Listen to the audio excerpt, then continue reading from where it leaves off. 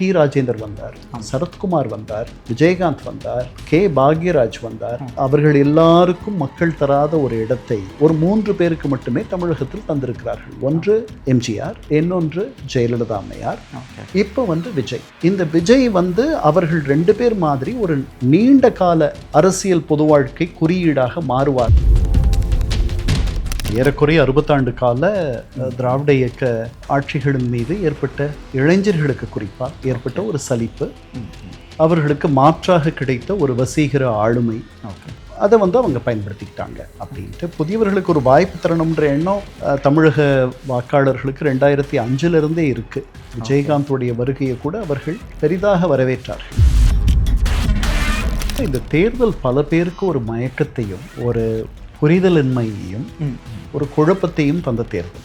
கண்டிப்பாக யாராலையும் பெரும்பான்மையானவர்களால் அதிகமாக சரியாக கணிக்க முடியாத ஒரு தேர்தலாக இது இருந்துச்சு. இவர் ஒரு பெரிய சக்தியாக வருவார். நான் நினைக்கிறேன் கொங்கு பகுதியில் இருந்த பெண்களும் விஜய்க்கு வாக்களித்தார்கள் என்று எண்ணுகிறேன். இந்த புதிய வரவை அவர்கள் நோக்குவதாக தெரிகிறது. அவர் திரைப்படங்களில் பெரிய மாற்றத்திற்கு வித்திடுகிறார். திரைப்படங்களில் வெற்றியை மட்டுமே எட்டுகிறார். திரைப்படங்களில் நம்மால் நிஜ வாழ்க்கையில் சாதிக்க முடியாததை அவர் சாதித்து காட்டுகிறார். அதனால அவர் நிஜ வாழ்க்கையிலும் அதை ஓரளவுக்கு அவர் செய்து காட்டுவார் அப்படின்ற ஒரு நம்பிக்கையும் இருந்திருக்கும். இவர்கள் திமுக எதிர்ப்பு அரசியலை முழுமையாக கையாளவில்லை. அந்த இடம் வெற்றிடமா இருந்துச்சு. அந்த இடத்துக்கு வந்த இவர் பல மாதங்களாக திமுகவை கடைசி பல மாதங்களாக தீய சக்தி என்று சொன்னார். அது மக்களுக்கு ஏற்கனவே என்ன மாதிரி என்னுடைய வயது உள்ளவர்கள் அவர்களுக்கு கேட்டு பழகிய ஒரு சொல். அதை ஜெயலலிதா அம்மையார் சொன்னாங்க. அதுக்கு முன்னாடி எம்ஜிஆர் முதல்ல அதை உருவகப்படுத்தினார் அந்த மாதிரி. அதனால் திமுக எதிர்ப்பு அரசியலை செய்துதான் தமிழகத்தில் நீங்கள் அரசியல் செய்ய முடியும் என்ற ஒரு புதிய சூத்திரத்தை 1972 உருவாக்கி தந்தவர் எம்ஜிஆர். ஓகே, தமிழகத்தை கிட்டத்தட்ட ஒரு 30 ஆண்டுகள் 35 ஆண்டுகள் ஆண்ட ஒரு கட்சி அவ்வளோ சீக்கிரம் அதோடைய பேசை இழந்து அந்த இடத்த தாவேக்கா பூர்த்தி செஞ்சுன்னு எடுத்துக்கலாமா? இல்லை, அதுக்கு ஆயுர்வேதம் ஒரு பொக்கிஷம், நம் ஆயுள் நீட்டக்கும் அற்புதம்.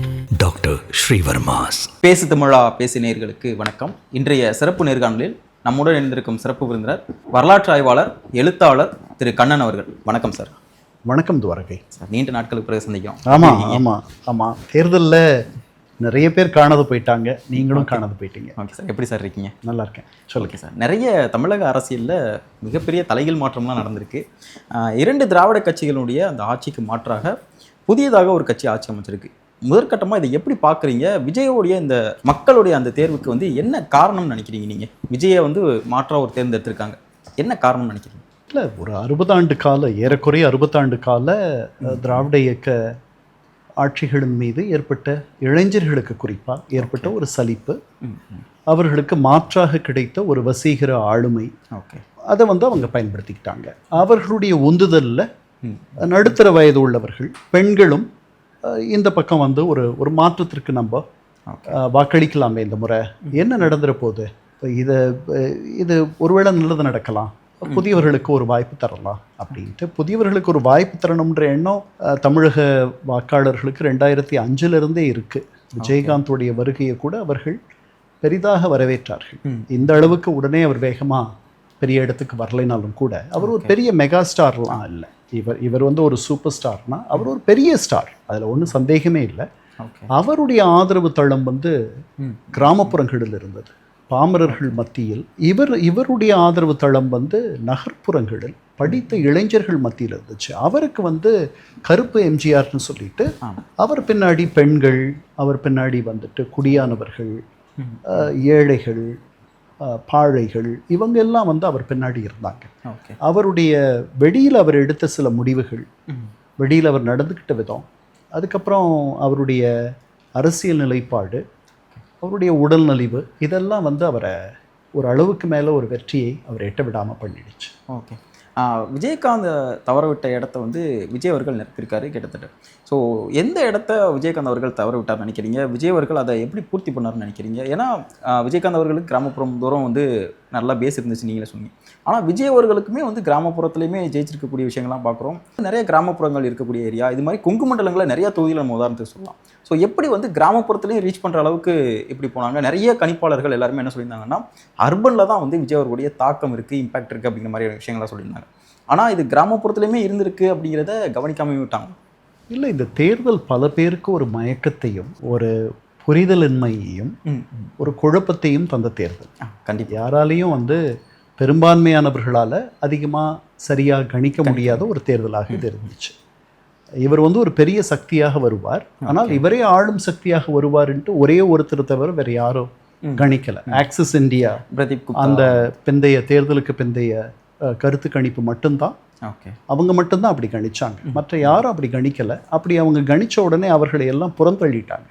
ஏன்னா பெரும்பாலான கணிப்புகள், இன்னும் சொல்ல போனால் கிட்டத்தட்ட 12 கணிப்புகளோ நம்ம வந்துச்சுன்னு எக்ஸிட் போல்ஸ்.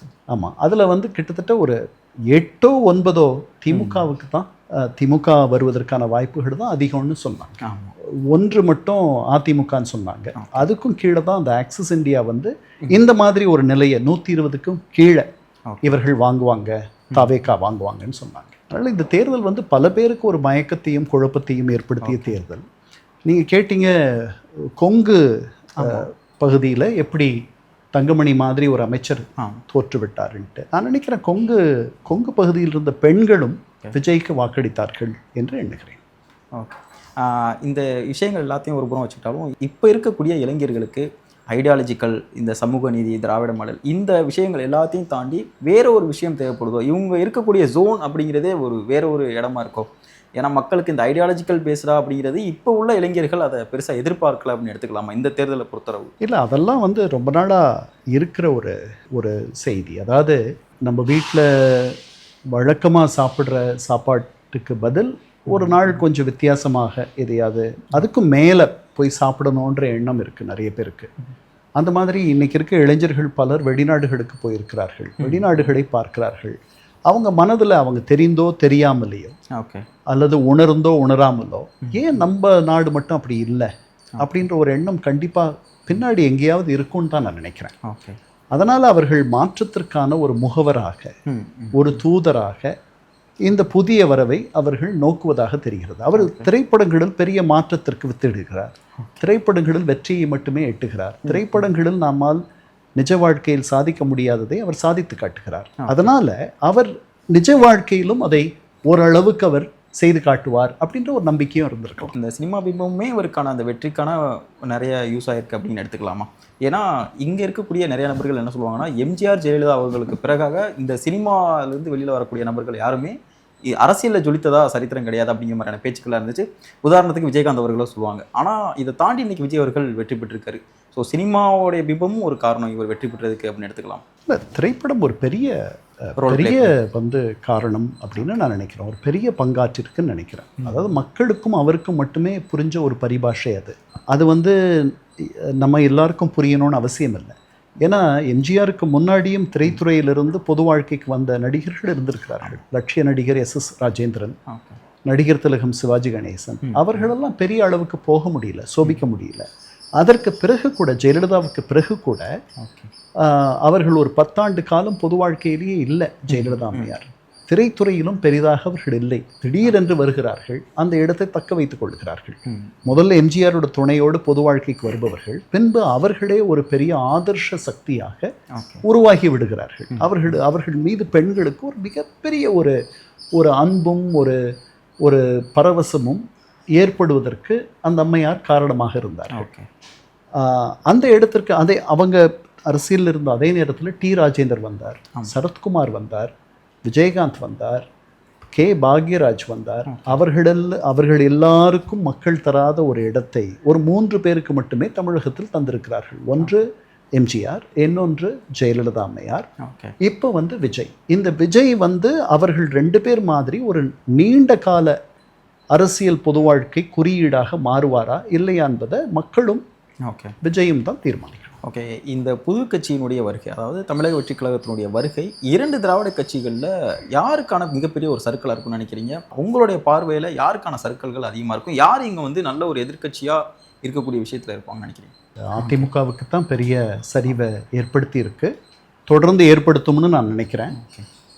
தேர்தலின் போதே வந்து அதிகமாக அவர்கள் பாதித்தது அதிமுக கூட்டணியை தான். அதுதான் அப்படித்தான் ஆகும்னு எனக்கு தோணுச்சு. ரெண்டு பேரையும் பாதிச்சாங்க. ஆனால் அதே மாதிரி இவர்களுக்கு தான் அதிகமான ஒரு பின்னடைவு வந்திருக்கு. நான் நினைக்கிறேன் காலப்போக்கில் அதிமுக கரைந்து அந்த இடத்திற்கு தாவேகா வந்துவிடும் என்று எண்ணுகிறேன். இதற்கு மெயினான காரணம் பார்த்தோன்னா, ஒரு ஐடியாலஜிக்கலாக ஒரு பார்ட்டி வந்து பில்ட் ஆகாமல் இருந்ததுக்கு தான் ஒரு காரணம் அப்படின்னு எடுத்துக்கலாம். ஏன்னா திமுக எதிர்ப்பு அப்படிங்கிற அந்த ஒற்றை விஷயத்தை மட்டுமே வச்சு அதிமுகவை நெடுங்காலமாக நகர்த்தி கொண்டு வந்தது தான் இதற்கான காரணம் நீங்கள் நினைக்கிறீங்களா? இல்லை, வசீகர ஆளுமை அரசியல் அப்படின்ற ஒரு இடத்துல யாரும் இல்லை 2017க்கு பிறகு, ஜெயலலிதா அம்மையார் மறைவுக்கு பிறகு அப்படின்னு நினைக்கிறேன்.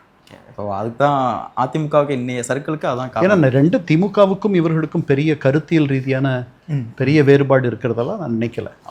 அவர்கள் அளவுக்கு அவர்கள் ஒருவேளை அவர்கள் எதிர்க்கட்சியாக இருக்கிறார்கள், அவர்கள் எதிரில் இருக்கக்கூடிய எதிர்ப்பணியில் இருக்கக்கூடியவர்கள் மத்தியில் ஆளுகிறார்கள். அதனால் எதிர்ப்பு அரசியலை தான் அவர்கள் கைக்கொள்ள வேண்டியிருக்கு. அது அவர்களுக்கு நாடாளுமன்ற தேர்தலில் நிறைய உதவி இருக்கு.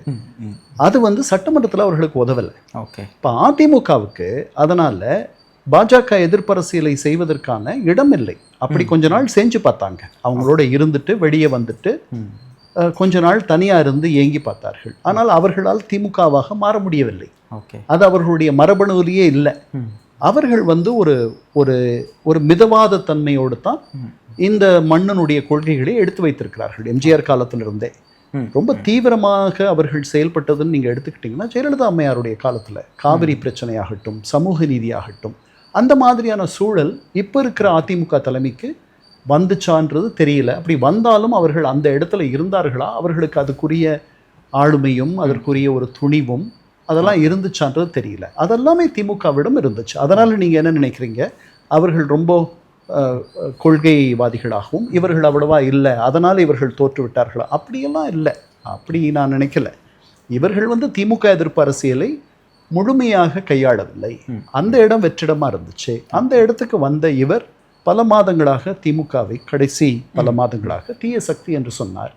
அது மக்களுக்கு ஏற்கனவே என்ன மாதிரி என்னுடைய வயது உள்ளவர்கள் அவர்களுக்கு கேட்டு பழகிய ஒரு சொல். அதை ஜெயலலிதா அம்மையார் சொன்னாங்க. அதுக்கு முன்னாடி எம்ஜிஆர் முதல்ல அதை உருவகப்படுத்தினார் அந்த மாதிரி. அதனால் திமுக எதிர்ப்பு அரசியலை செய்துதான் தமிழகத்தில் நீங்கள் அரசியல் செய்ய முடியும் என்ற ஒரு புதிய சூத்திரத்தை 1972 உருவாக்கி தந்தவர் எம்ஜிஆர். அந்த இடத்த ஜெயலலிதா அம்மையாருக்கு பிறகு வந்த தலைவர்கள் எடப்பாடி அதை சரியாக செய்யவில்லை. அதனால் தான் அவர் வீழ்ந்து விட்டார். பொதுவாகவே இங்கே இருக்கக்கூடிய 2 திராவிட கட்சிகளுமே ஒரு சோசியல் இன்ஜினியரிங் ஒர்க்கை கிரவுண்ட் லெவலில் பண்ணி வச்சிருப்பாங்க. ஒரு சமூகம் வந்து அந்த கட்சியை பேக் பண்ணுற மாதிரியான விஷயங்கள் எப்பவுமே இருந்திருக்காது, நம்ம பார்க்கலாம். ஆனால் விஜயனுடைய வருகை இது எல்லாத்தையுமே உடைச்சி இருந்திருக்கு அப்படின்னு எடுத்துக்கலாம். இந்த ஒரு சமூகம் அந்த கட்சியை பேக் பண்ணுறது அப்படிங்கிற மாதிரியான விஷயங்களே இந்த எலெக்ஷனில் நடக்கலை அப்படிங்கிறது இல்லை. அப்படி நான் சமூகங்கள் வந்து இந்த கட்சியை பேக் பண்ணுறாங்க, அந்த கட்சியை ஆதரிக்கிறாங்க அப்படின்லாம் நான் சொல்ல மாட்டேன். ஒவ்வொரு சமூகத்திலையும் ஆதரவாளர்கள் இருக்கிறார்கள். சிறுபான்மையினர், குறிப்பாக இஸ்லாமிய பெருமக்கள் பெருமளவில் திமுகவோடு இருந்திருக்கிறார்கள். நிறைய தேர்தல்களில், இந்த தேர்தலையும் குறைஞ்சு ஒரு குறிப்பிட்ட அளவு இருந்திருக்கிறார்கள். கொஞ்சம் பேர் இல்லை. அவர்கள் வந்த இடம் வந்து விஜய். அதனால இது வந்து அதிமுகவில் ஜெயலலிதா ஆட்சியில் இருந்தபோது நடந்தது. கொஞ்சம் சிறுபான்மையினர் இந்த பக்கம் வருவாங்க. எம்ஜிஆர் இருந்தபோது நடந்துச்சு. இன்னும் சொல்ல போனால் 1999 திமுக பாஜகவோடு சேர்ந்தபோது இஸ்லாமிய பெருமக்கள் அதிமுகவோடு இருந்தார்கள். அதுக்கு முன்னாடி 1977 ஜனதா கட்சின்னு ஒன்று இருந்துச்சு. அந்த கட்சியில் ஜனசங்கம், பாஜகவினுடைய தந்தைன்னு வச்சுக்கலாம் அல்லது தாயின்னு வச்சுக்கலாம், அவர்கள் இருந்ததுனால இஸ்லாமிய பெருமக்கள் எம்ஜிஆரோடு இருந்தார்கள் 1977 தேர்தலில். அதனால் அதை தவிர மீதி நேரங்களில் பெருமளவு அவர்கள் திமுகவை தங்களுடைய நலனை காக்கும் ஒரு கட்சின்ட்டு நினைச்சு அவங்களோட இருந்திருக்காங்க. இந்த முறை முழுமையாக அவர்கள் அப்படி இல்லை. ஏன்னா அவர்களுக்கு இன்னொருத்தர் அதே வேலையை செய்ய முடியும்ட்டு அவங்க நம்புறாங்க. அதனால அவர்கள் இந்த பக்கம் வந்திருக்காங்க கொஞ்சம் பேர். நீங்கள் பேசும்போதே குறிப்பிட்டிருந்தீங்க. ஸோ இந்த திராவிட கட்சிகளில் ஏதோ ஒன்று வந்து கரைஞ்சி கண்டிப்பாக அந்த இடத்த தாவேக்கா பிடிக்க போகிறாங்க அப்படின்னு, அதை அதிமுகனே கூட நம்ம எடுத்துக்கலாம். சமீபத்திய நிகழ்வுகள் எல்லாமே அதற்கான அதிமுகவுக்கான அது எதிர்காலம் என்னவாக தான் இருக்குன்னு நீங்கள் நினைக்கிறீங்க? தமிழகத்தை வந்து கிட்டத்தட்ட ஒரு 30 ஆண்டுகள் 35 ஆண்டுகள் ஆண்ட ஒரு கட்சி வந்து அவ்வளோ சீக்கிரம் அதோடைய பேஸை இழந்து அந்த இடத்த வந்து தாவேக்கா பூர்த்தி செஞ்சுன்னு எடுத்துக்கலாமா? இல்லை, அது காலப்போக்கில் தான் நடக்கும், மெதுவாக தான் நடக்கும். உடனே நடந்துரும்னு நான் சொல்லலை. அது உடனே அது நிறைய அதற்கு நிறைய என்ன சொல்கிறது, அதற்கு தகுதி, அதற்கு கண்டிஷன்ஸ்ன்ட்டு இருக்கு. ஓகே, அதெல்லாம் நிறைவானா தான் அது நடக்கும். ஒன்று வந்து இந்த உட்கட்சி சண்டை, இந்த பிரிவுகள், இந்த பல குழுக்கள், இதெல்லாம் வந்து அதை வலிமையை இழக்க செய்யும். ஓகே, ஏன்னா இப்போ வந்து இந்த கட்சியை யார் கைப்பற்றுகிறார்களோ அவர்கள் வந்து தாவேகா ஆதரவு அரசியலை எடுப்பார்கள். அப்படின்னா திமுக எதிர்ப்பு அரசியலாக அது மாறும். அதனால அவர்கள் தங்களுடைய இடத்தையும் தங்களுடைய இருப்பையும் தங்களுடைய அரசியல் எதிர்காலத்தையும் அவர்கள் தக்க வைத்துக் கொள்வதற்கு அது ஒரு நல்ல வாய்ப்பாக அமையும். அதனால அவர்கள்கிட்ட கட்சி வந்துடும். அதாவது என்ன மிஞ்சி இருக்கோ அந்த கட்சி வந்துடும். அது நாளாவட்டத்தில் அந்த கட்சி வந்து ஒரு பேரளவுக்கு இருக்கக்கூடிய ஒரு கட்சியாக, பெருங்காயம் வைத்த பாண்டமாக மாறலாம். இந்த 2 திராவிட கட்சிகளுமே கூட நம்ம எடுத்துக்கலாம். பெரும்பாலும் இளைஞர்கள் பெருசாக வாக்களிக்கலை அப்படின்னு தான் இந்த தேர்தல் உணர்த்ததை நான் பார்க்குறேன். இந்த இளைஞர்கள் வருங்கால தலைமுறைகளை தக்க வைக்கிறதுக்கு இவங்க என்ன மாதிரியான விஷயங்களை கையில் எடுக்கணும்னு நினைக்கிறீங்க? ஏன்னா தொடர்ச்சியாக இந்த ஐடியாலஜிக்கல், சமூக நீதி இந்த மாதிரி பேசுகிறத பெரிய அளவில் இளைஞர்கள் கவனிக்கலை அப்படிங்கிறத இந்த தேர்தல் காட்டுது. ஸோ எப்படி எடுத்துக்கிறது? இளைஞர்களை தக்க வைக்கணும் அப்படின்னா இங்கே இருக்கக்கூடிய திராவிட கட்சிகள் செய்யக்கூடிய வேலைக்கு 126 ஆண்டுகளாக சமூக நீதி அமலில் இருக்கிறது. ஓகே, ஏன்னா அது பழகி போன ஒன்று. இன்னைக்கு பல பிற்படுத்தப்பட்ட, தாழ்த்தப்பட்ட குடிகளிலிருந்து வருபவர்கள் ஆங்கிலத்தில் சொல்கிற மாதிரி டேக்கன் ஃபார் கிராண்டட். அதில் என்ன இருக்குது பேசுறதுக்கு? ஓகே, அதில் என்ன வந்து அதுக்கு என்ன ஆபத்து வந்திருக்கு? இன்னைக்கு பெரிய ஆபத்து வரலை. அது தொடர்ந்து நீடிக்கும். அதை வந்து வேண்டான்னு சொல்கிற அளவுக்கு இந்த சமுதாயம் மாறுவதற்கு இன்னும் சில தலைமுறைகள் ஆகலாம். ஓகே, அதனால் அதல்ல, அதற்கு மேலே எதிர்பார்க்கிறார்கள். அவர்கள் வந்து ஒரு அழகிய தமிழகத்தை எதிர்பார்க்கிறார்கள். அவர்களுக்கு வேலை, நல்ல வேலைகள், அதை எதிர்பார்க்கிறார்கள். ஒரு அமைதியான வாழ்க்கை, அதை எதிர்பார்க்கிறார்கள்.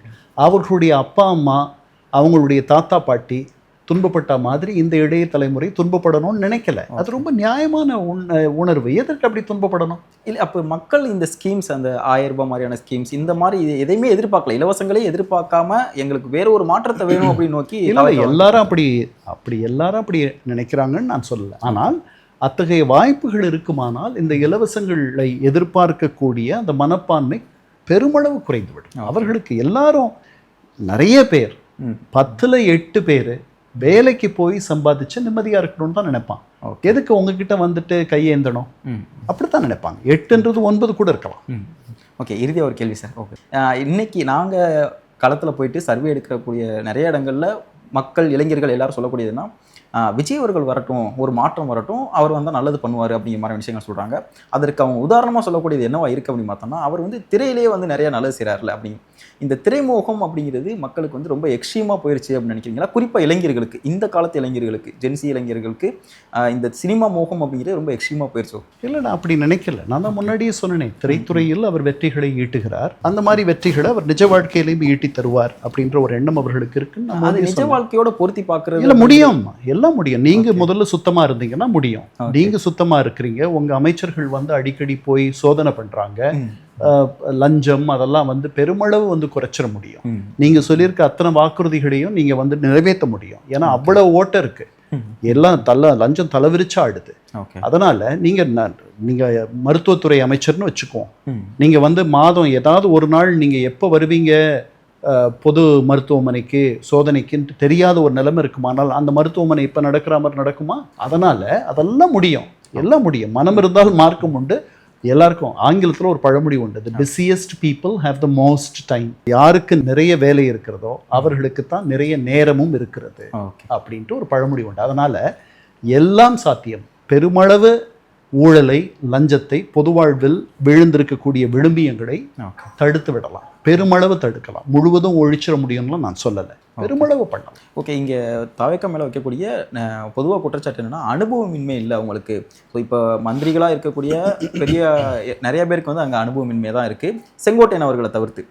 இதை எப்படி டேக்கிள் பண்ணி வந்துருவாங்க? காமராஜருக்கு என்ன அனுபவம் இருந்துச்சு? 1954 அவர் முதலமைச்சர் ஆகும்பொழுது. பேரறிஞர் அண்ணாவுக்கு என்ன அனுபவம் இருந்துச்சு? அவரோட கூட இருந்த எத்தனை பேர் அமைச்சர்களாக இருந்தாங்க? ஒருத்தருமே இல்லை. இவர்கிட்டயாவது ஒருத்தர் இருக்காங்க. அதனால இதெல்லாம் வந்து என் டி ராமராவ் வந்தபோது அவருக்கு என்ன அனுபவம் இருந்துச்சு? ஜெயலலிதா அம்மையார் என்ன அனுபவம் வச்சிருந்தாங்க? ஏன் இவங்க கிட்ட மட்டும் அனுபவத்தை எதிர்பார்க்குறீங்க? இது என்ன கேள்வி? யாராவது முதல்ல ஒரு வேலை கொடுத்தா தானே ஒருத்தருக்கு அனுபவம் என்பது வரும். நீங்க இவருக்கு இது வரைக்கும் திருமணமே ஆகலை, அதனால திருமணம் பண்ணி கொடுக்கக்கூடாதுன்னு சொல்லுவீங்களா? அதனால அனுபவம் என்பது மக்கள் உங்கள் இதயத்தில் மக்கள் இருக்கணும். ஓகே. உங்களுடைய செவிகள் தரையோடு இருக்கணும். என்ன நடக்குதுன்றதை நீங்கள் புரிஞ்சுக்கணும். மக்களுக்கு உதவுறதை மட்டுமே நீங்கள் பண்ணணும். மதிய சத்துணவு திட்டத்தை அமல்படுத்தும் பொழுது அந்த திட்டத்தை அதிகாரிகள் விவரிக்கிறாங்க எம்ஜிஆருக்கு. அவங்க சொல்கிறாங்க, இந்த திட்டத்துக்கு இவ்வளவாகும், இத்தனை இடங்களில் நாங்கள் இந்த சமையலறைகளை திறப்போம், இத்தனை பள்ளிகளில் இது போடப்படும், இதற்கு இவ்வளவு செலவாகும், திங்களிலிருந்து வெள்ளி வரைக்கும் ஒருவேளை மதிய சத்துணவு தரப்படும், இந்த சாப்பாட்டில் இதெல்லாம் இருக்கும், சத்துணவு இவ்வளவு கிராம் இது, இவ்வளவு கிராம் அது அப்படின்ட்டு, புரதம் இவ்வளவு, மாவு சத்து இவ்வளவு அப்படின்லாம் இருக்கும். ஒரே ஒரு கேள்வி தான் கேட்டார், சனி ஞாயிறு குழந்தைங்களுக்கு பசிக்காதா? அதனால் அந்த திட்டம் 7 நாளும் 30 நாள் மாதத்திற்கு 365 நாள் ஆண்டுக்கு அப்படின்னு மாறுச்சு.